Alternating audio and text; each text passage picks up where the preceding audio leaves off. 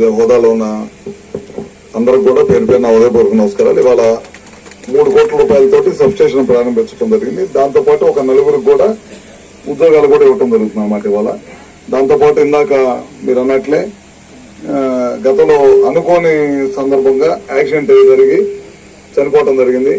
Immediate గా గతంలో అయితే ఒక నష్టపరిహారం కోసం సంవత్సరాలు తరబడి తిరుగుతుండేవాళ్ళు. కొంతమందికి వచ్చేది, కొంతమందికి ఇచ్చేవాళ్ళు, కొంతమందికి ఇచ్చేవాళ్ళు కాదు.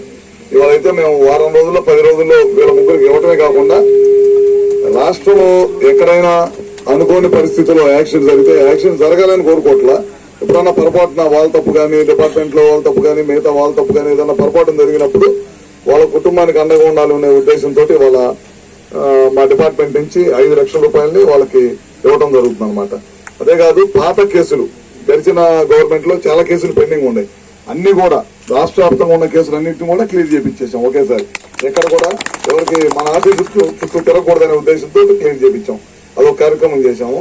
ఇందాక మన వాళ్ళు చెప్పారు డిపార్ట్మెంట్ వాళ్ళు, ఇక్కడ దాదాపు 70 కోట్ల రూపాయలతోటి ఆర్డీఎస్ స్కీమ్ ద్వారా పనులు జరుగుతున్నాయి. ఇది కొద్దిగా సులభందని ఆ కాంట్రాక్టర్ తోటి తొందరగానే పిలిపించి ఇమీడియట్ గా పిలిపించి పనులు స్టార్ట్ చేసి తొందరగా పూర్తి చేయమని నేను చెప్తా ఉన్నాను. అది కాకుండా ఇందాక మనకి టౌన్ లో చిన్న పని చెప్పారు, స్తంభాలు ఎన్ని ఇప్పించాం అవన్నీ మార్చాలన్నారు, అవి కూడా చేపిస్తాం. మున్సిపల్ చైర్మన్ గారు ఒక 100 స్తంభాలు కావాలని అడిగారు. అది కూడా ఇమీడియట్ గా ఒక 10 రోజుల్లోనే ఇమీడియట్ గా పంపించేస్తా అన్నారు. 2-3 రోజుల్లోనే పంపించేస్తా అన్నాడు ఎస్సీ గారు. అవి కూడా పంపించి ఇమీడియట్ గా ఎక్కడైతే డ్యామేజ్ పోల్స్ ఉన్నాయో వాటన్నిటి కూడా ఇమీడియట్ గా చేపిస్తాం. ఇందాక నేను వచ్చినప్పుడు ఎన్టీ రామారావు గారి విగ్రహం దగ్గర అక్కడ దండ వేద్దామని ఆగాం. అక్కడ గ్రామ రైతులందరూ కూడా వచ్చేసి, ఎందుకంటే మనంతా కూడా గ్రామీణ ప్రాంతాలు వ్యవసాయం మీద ఆధారపడి జీవనం కొనసాగించే రైతాంగ కుటుంబాల నుంచి వచ్చిన వాళ్ళు కాబట్టి ఎప్పుడు కూడా వ్యవసాయం బాగుండాలంటే కరెంటు 9 గంటల కరెంటు ఎక్కడ కూడా బ్రేక్ కాకుండా ఇవ్వాలన్నమాట. ఈ ప్రాంతాల్లో ఎక్కువగా ఈ మధ్యకాలంలో వ్యవసాయం మీద ఆధారపడిన బోర్లు ఎక్కువగా వేస్తా ఉన్నారు. ట్రాన్స్ఫారాలు కానీ లేకపోతే సబ్స్టేషన్స్ కూడా ఇంకా ఎక్కువగా పెంచాలని చెప్పి కోరుకుంటా ఉన్నారు. 5-6 సార్లు మాత్రం ఇందాక మనం ఓపెన్ చేసాం. ఇందాక ఒక ట్రాన్స్ఫారం ఓపెన్ చేసాం, 5 MeV ట్రాన్స్ఫారం అంటాం. అట్లాంటిదే ఒక సబ్స్టేషన్ లో 2వ ట్రాన్స్ఫారం పెట్టమని కోరుకుంటా ఉన్నారు. అది 1,20 లక్షల రూపాయల పైన అవుతుంది. అవి కూడా అన్ని కూడా ఎస్టిమేషన్స్ వేసి పంపించమంటున్నాను. నాకు అవకాశం ఉన్నంత వరకు తొందరగా ప్రయత్నం చేపించి ఇమీడియట్ గా వాటిని కూడా ప్రతి ప్రాంతంలో రైతాంగానికి ఇబ్బంది లేకుండా చేయడానికి తప్పకుండా చేస్తాము. అదే కాకుండా ఇందాక సబ్స్టేషన్స్ కొత్తవి కావాలని అడిగారు. నిన్న మొన్నట్లో కొన్ని సబ్స్టేషన్స్ మన జిల్లాలో శాంక్షన్ చేయించాం. ఒకేసారి అన్ని చేయలేం కానీ ఒకదాని తర్వాత ఒకటి ఇచ్చేసి అది రెడీ అయ్యే తొలికి ఇంకోసారి ఎక్కడన్నా ఇబ్బంది ఉంటే మళ్ళీ అక్కడ చేయటం. ఎందుకంటే రాష్ట్రం మొత్తం కూడా ఇవ్వాలి. మన రాష్ట్ర ఆర్థిక పరిస్థితి మీ అందరికి కూడా తెలియదు కాదు. వ్యవస్థలన్నీ కూడా గడిచిన 5 సంవత్సరాల్లో ఏ నమ్మకంతో ఓట్లేసి గెలిపించారు, ఆ నమ్మకాన్ని మొత్తం కూడా చెరగొట్టి వ్యవస్థలన్నీ కూడా నిర్వీర్యం చేపించారు గత ప్రభుత్వంలో. ఇప్పుడు ప్రభుత్వం వచ్చిన 100 రోజుల్లోనే మనం ఈ కార్యక్రమాలన్నీ చేసుకుంటా, ఒక పక్కన చేసుకుంటా మరో పక్కన ఏం చేస్తున్నాం అంటే పెన్షన్లు ఇచ్చాం. మీ అందరికీ తెలుసు, వాళ్ళు 3,000 నుంచి పెన్షన్ 2,000 నుంచి 3,000 చేయడానికి దాదాపు 5 సంవత్సరాలు పట్టింది.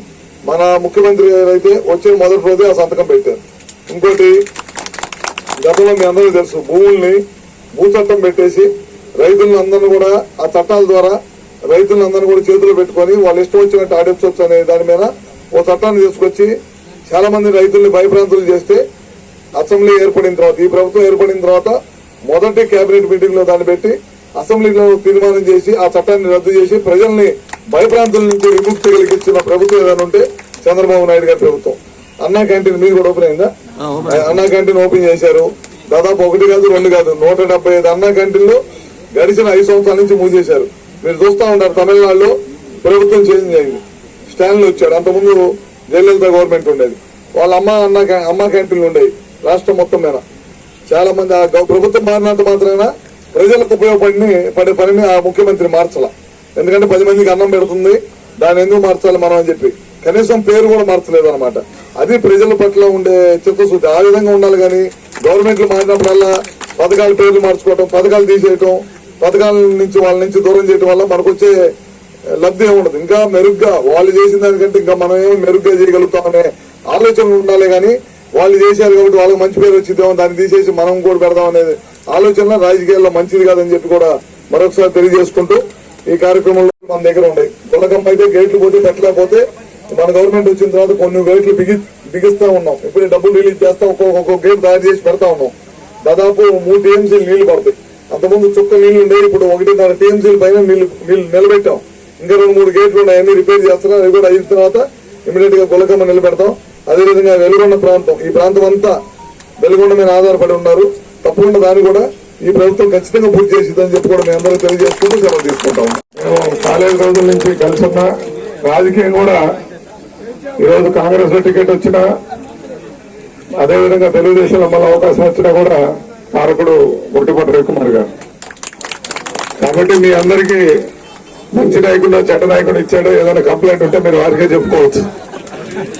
కాబట్టి ఎప్పుడు చేతనైతే 10 మందికి సహాయం చేయగల గుణం గల వ్యక్తి, ఎప్పుడు నిర్గర్వి అనమాట. ఎప్పుడు ఆయన ఎమ్మెల్యే ఉన్నా లేకపోయినా, నేను ఎమ్మెల్యే కాదు అప్పుడు 2004లో ప్రతిరోజు వారితో ఎమ్మెల్యేగా సీఎం ఛాంబర్ గానీ ఎక్కడైనా తిరుగుతుండేవాడిని. చాలా మంది అనుకుంటారు ఇది 3వ ఎమ్మెల్యే 4వ ఎమ్మెల్యే అని వాళ్ళు అడుగుతుంటారు. కారణం ఏంటంటే అంతో పాటు వీడు కూడా ఎమ్మెల్యే అందుకే కలిసి తిరిగేవాళ్ళన్నట్టు అంత సన్నిహితంగా ఉంటాం.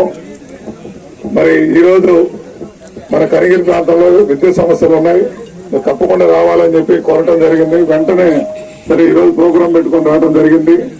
మీరందరూ కూడా ఇంత ఆప్యాయంగా ఆహ్వానించినందుకు ధన్యవాదాలు చెప్తూ ఇప్పుడు ఎస్సీ గారిని ఒక సందేశం వస్తుందిగా కోరుతున్నాం. అంటే ఇలాగా సార్ వచ్చేటప్పుడు నందన మారేల రైతులు కూడా 5MVA పవర్ ట్రాన్స్ఫార్మర్ కావాలని అడిగారు సార్.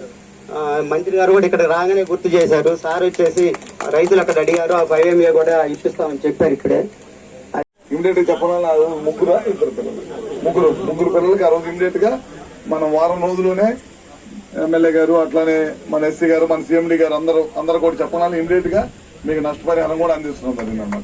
వెలుగొండ అదేవిధంగా ఈ విద్యుత్ సమస్యలు మీరు మంత్రి గారు రావడం కూడా మా కనిగిరి వాసులు కూడా చాలా ఆనందకరమైన విషయం. ప్లస్ వాళ్ళకు కూడా ఒక ఆశ ఉంది, తొందరగా ఈ 5 ఏళ్ళలో మనం కంప్లీట్ చేస్తామని కరెంట్ సమస్యల్ని.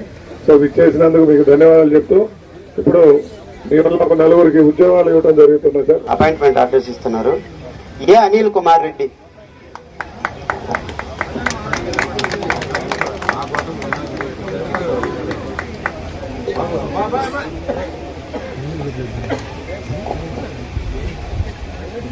కోటగొల్ల నాయబ్ రసూల్,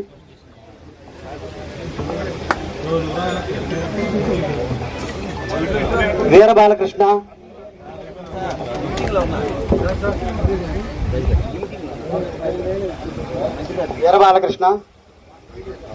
గోళమూరి వెంకటేశ్వర రెడ్డి,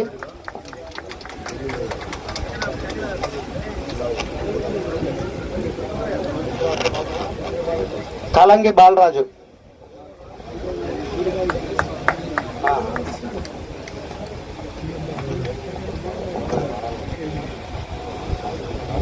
కట్రపు నాగబాబు,